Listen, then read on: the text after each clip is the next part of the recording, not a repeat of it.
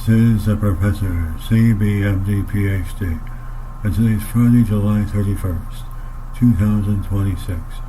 It is 3:17 and 37 seconds, p.m. Eastern Standard Time, and today's research, quantum rule. So let's hop to it here. A strange quantum rule caps electrical resistance.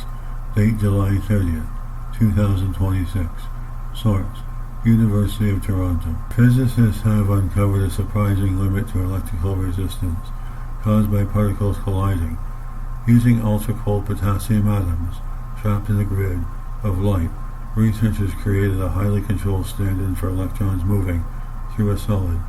As collisions become more frequent and intense, resistance initially rose, but eventually hit a ceiling and stopped increasing. The energy produced by electrical resistance shows up as heat.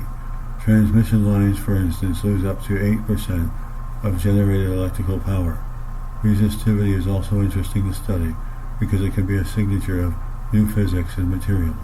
To investigate these collisions under tightly controlled conditions, the team used an optical lattice. This grid of light traps atoms and allows them to mimic the behavior of electrons moving through a solid.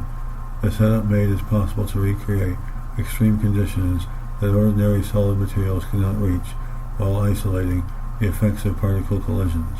We observe that the atoms, which are only a few nanometers in size, bump into each other as if they were much larger. This quantum enhancement of the effective atom size makes collisions on a given lattice site much more likely, increasing the resistivity of the system. As the interactions grew stronger, collision-driven resistivity eventually leveled off of continuing to rise. The researchers say this saturation suggests that the electron collisions in the metal may also face a similar upper limit. The findings provide a clear microscopic explanation for how resistance behaves in low-density metals. They may also help guide future research into strongly correlated atomic systems and quantum materials, where particles interact in unusually complex ways.